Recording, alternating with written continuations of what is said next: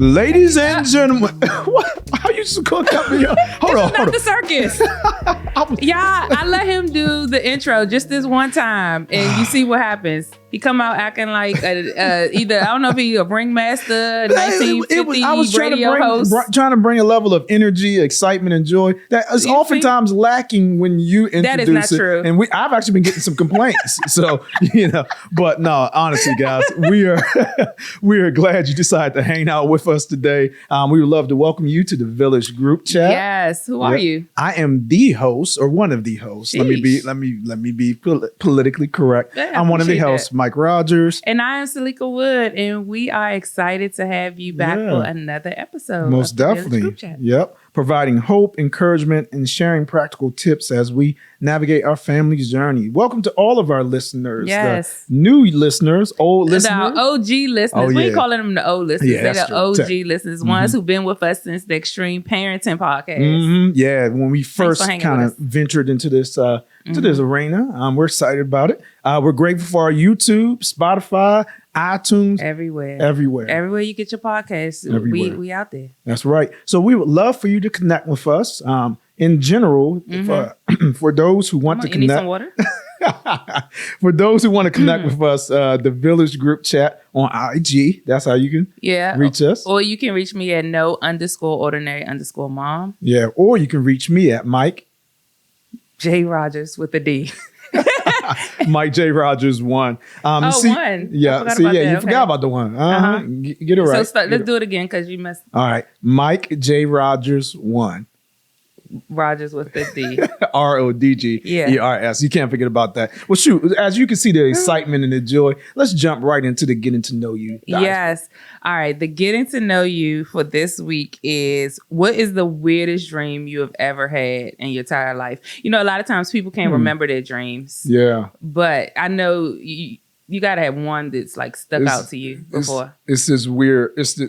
Okay, please. And hopefully it's not too weird because I don't know pre-save Mike what that might look like. But, No. okay. So, growing up, I had a little plastic hammer that was given to me by my parents. I used to sleep underneath. I used to put it underneath my pillow. Sure this is going.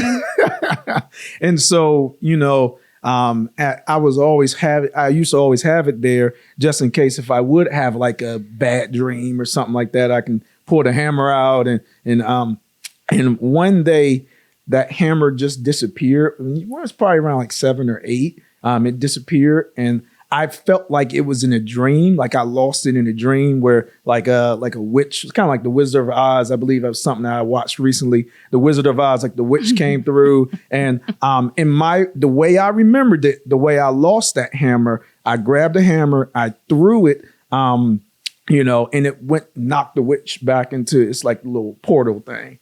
But the reality is that as I gotten older, I've since found out that my parents actually was saying it was time for me to stop sleeping with that hammer and some other things. And so they actually took that hammer from me. And, and I knew it had happened, but, the dream, I oftentimes function as if that dream was real.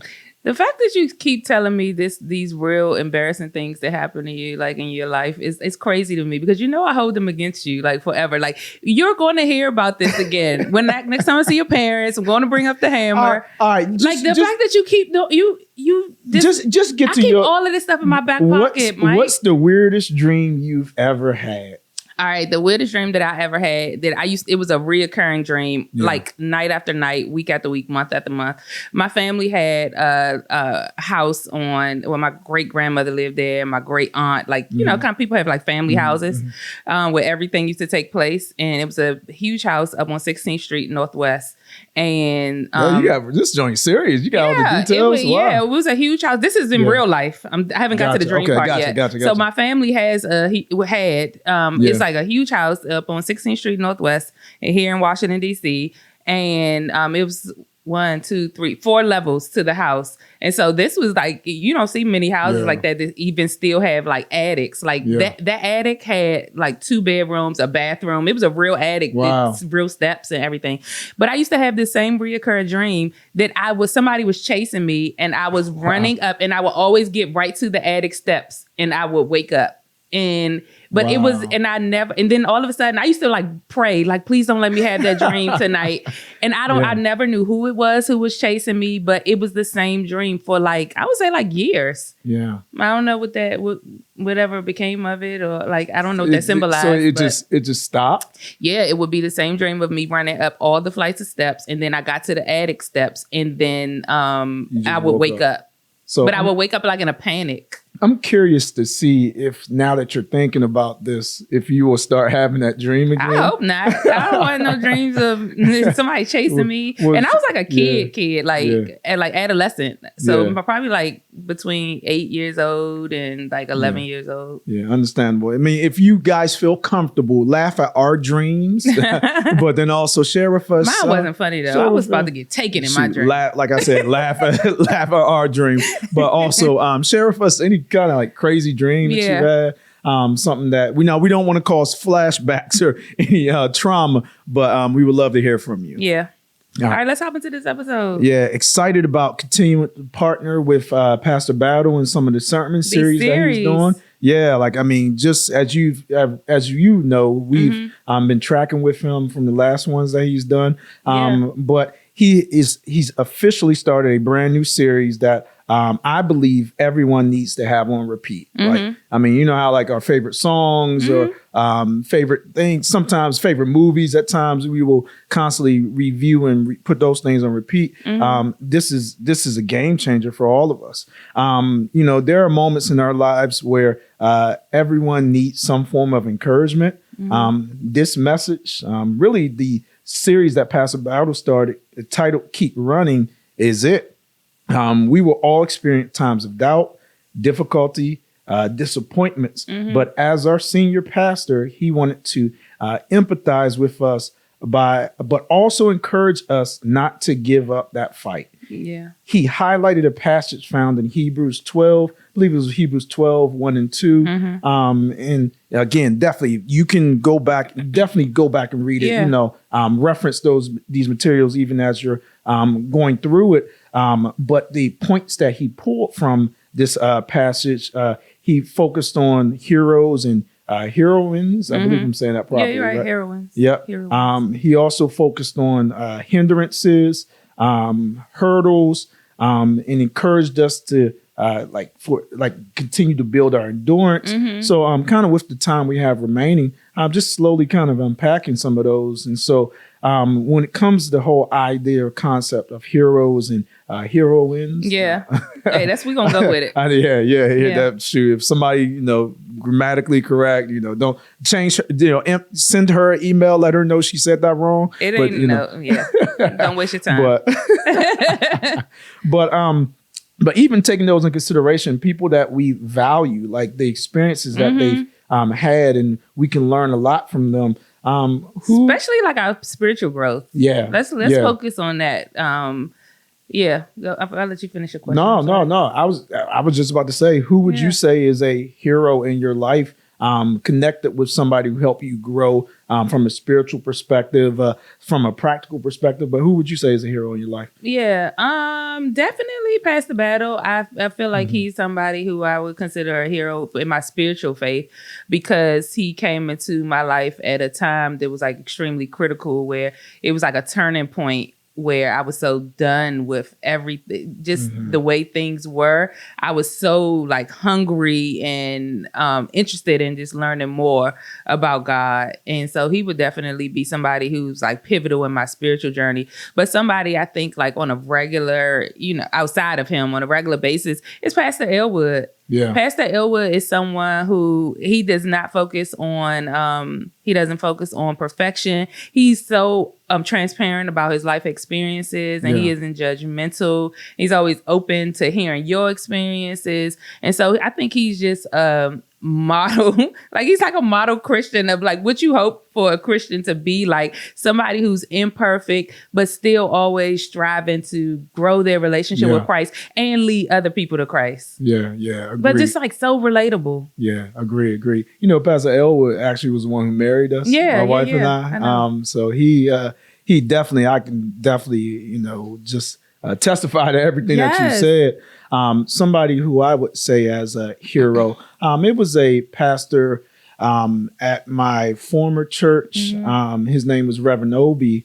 I valued his input in not just my life, but oftentimes he wanted to create a space where teenagers can be vulnerable, but then also get spoken to or connected with in a very practical way. And so he got, a lot of the individuals who are serving in ministry to this day, I know and believe we would not be serving here if it wasn't for him getting us involved. It was something called Teens Involved. And so he gave us an opportunity. That was the best they had. I mean, this was the 90s. This is 90s. So Teens Involved. The ministry we had was Jam, Jesus and Me. But just finding creative ways to, and I'll never forget, he used to he used to actually carve out moments throughout the week where we can come and talk about music that we're listening to. He had something called Bump It or Dump It. Wow. So he would literally play a uncut version of a song, and then he would kind of empower us to say, all right, man, if they're asking or calling us to do something outside of God's word, then what are you going to do? Are you going to throw it in the trash or are you going to hold on to it? And then y'all always yell at one time, dump it.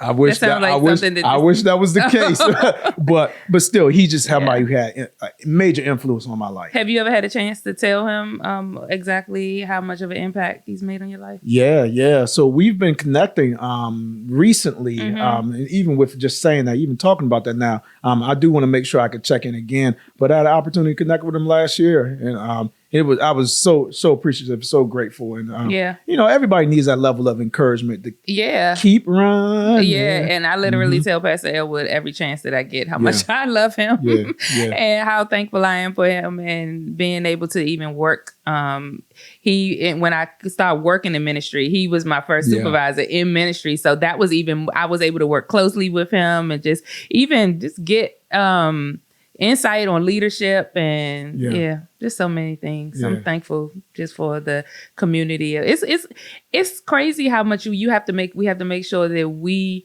encourage those people who we feel are strong in the faith and solid in the faith as well, because I'm sure that their faith gets shaken every now and again too. Definitely with life challenges, issues with loss, that can definitely impact just people's not stamina, but it could definitely be overwhelming for people at times. All right. Something else, and kind of combining these next two, Pastor Battle went on to talk about hindrances and also hurdles. And hindrances were things that are slowing you down, but hurdles are also things that you need to get over, to overcome. So what are some things you struggle with that you need to check? I think that I have like lifelong things with patience being one of them. I talked about that before, that's not something that is like a natural disposition of mine. And sometimes I feel like these are more like pathways into, this leads into other things like discontent when you are just an impatient person. And so that's something that I'm constantly it's constantly challenging me. I'm always working on it. Another thing probably would be sarcasm. And like some of the things that I think, what you deserve it, every bit of it. I go to sleep. I sleep like a baby, knowing that I have been sarcastic towards you. But that can turn into sometimes some of the things I think. I feel like I'm always like battling against what I think because you don't have to say everything or everything isn't funny. But it'd be certain things I think, and I'd be like, why would you even think that? Like, what's wrong with you? And something else is probably like, I feel like when I was younger, I was more judgmental. And I for everybody. That a part of that still, everybody has some type of judgment. You better believe but it. I know that I have I'm working through that, continuing to work through that, because the older I get, the more life experiences I have, the more people that I encounter, has allowed me to just see life and people differently. Yeah. So I think that maybe that a judgment can be something natural within me, but it's a challenge, but I push through it and really try to see people and situations and things for what they are. Yeah. And without placing judgment. So I hope that kind of answered the question. No, that definitely did. Even just your level of transparency, we value that. Something I feel like I struggle with too is responsibility. Like there are times when I need to be responsible for something, but then there are other times when I need to delegate or partner with somebody who can help me accomplish that goal that I'm striving for. And so I'm trying to balance that out. Like there are times when, all right, an hour, 2 hours after trying to build something or do something, I'm like, man, this would have been so much easier if I just would have paid $50 to get somebody else to build it. But just getting better understanding myself and being more in tune with valuing my time. And also I'm naturally competitive. So I do want to win in all circumstances. And even if I'm not verbal with it, I am constantly competing to, I don't even know if it's like winning like a gold medal or winning like a book handed to me. I just want to compete. I want to win. I want to be out on top. And at times that can create friction or tension in my relationship with people. Yeah. Do you think this can show up as arrogance? To a degree. To a degree, it can. I think so. That's something I can own. And it's not intentionally being arrogant. But that there are moments where it can't show up like it's that. kind of like what we talked about a few episodes ago when we were talking about the Gallup strengths. How you can operate from the balcony or the basement. Competitiveness, and I'm just using your example, that could be, it's so fun and rewarding and all those things, but when you operate, when you use it from your basement standpoint, it can be arrogance or use another word I forgot. So we just have to be mindful of stuff like that. Because we all have it in us. We all have those things that we're being challenged with. And, or I don't know. We all got something. We got something you better we're believe on. it. We all have something that's either we're working on or we chose to suppress it. And I believe that can be such a dangerous thing when you choose knowingly suppress something that needs to be addressed. It can impact not just your relationship with yourself, but your working relationships, your friendships, your physical health, relationship with your family, all those different things are impacted. Yeah, that's good. All right. So another question I did want to ask, what are some, because he did talk about endurance. And what are practical ways are you growing your stamina to increase your endurance? And so when I mean endurance, kind of certain things that I believe you had said, there's maybe not an episode or two ago, but you referenced like being able to celebrate your growth and your strength.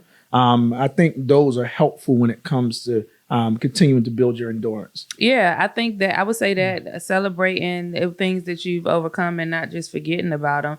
And for me, one of the things I had to start back doing is making sure I'm spending intentional time, like with God, making sure I'm reading my devotionals, even if it's not like something long. But whenever I don't keep it in the forefront, I notice that I don't feel like I'm can keep running. You know what I mean? I feel like life gets more shaky, and it's just kind of like when you work out. When you haven't worked out in a minute, you got to build your stamina all over again.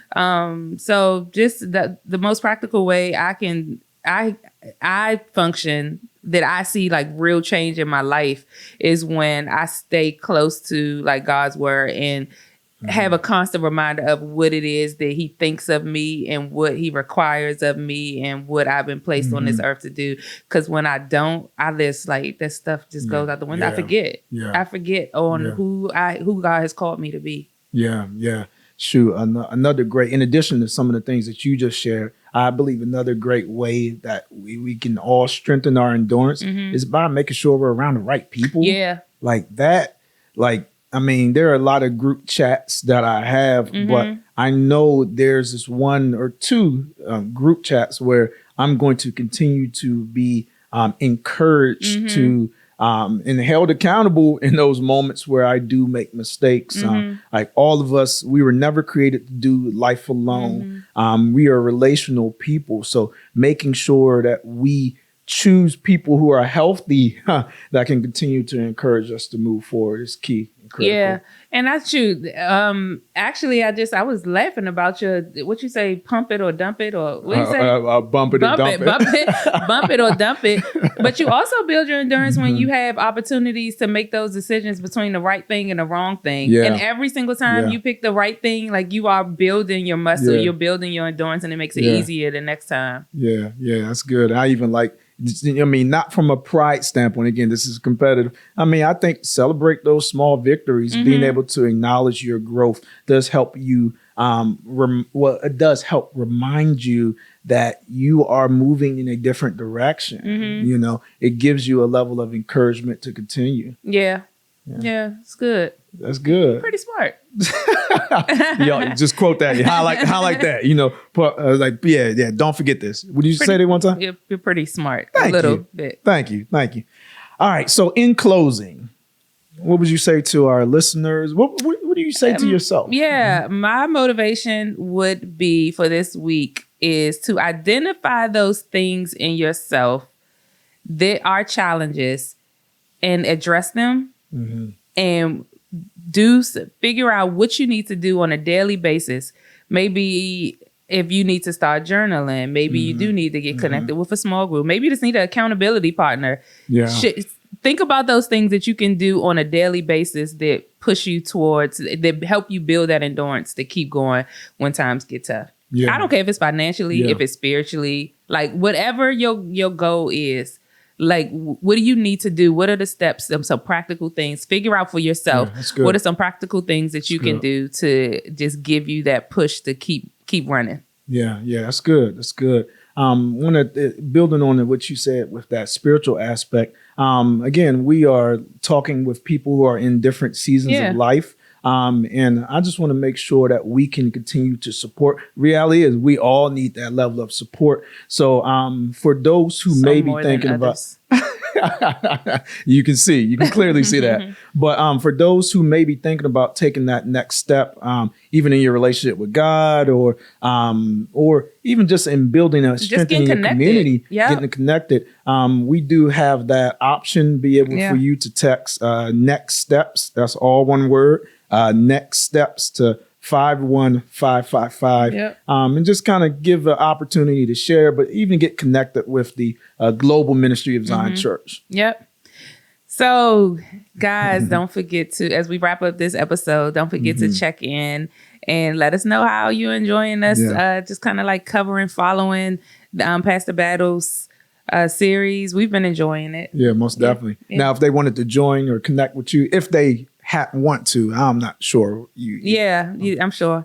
You can connect with me at No Ordinary Mom, _ordinary_mom, or with us at the Village Group Chat on IG. Yeah.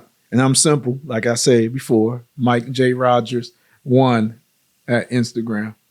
Go ahead and say it. All right. No, I'm not saying it this time. Guys, thank you again for tuning in. We'll check in next week. I'm sure, who knows how long this series is going to go, but hey, we're going to stay close. Excited to partner with it. Yep. Y'all have a great one. Take care.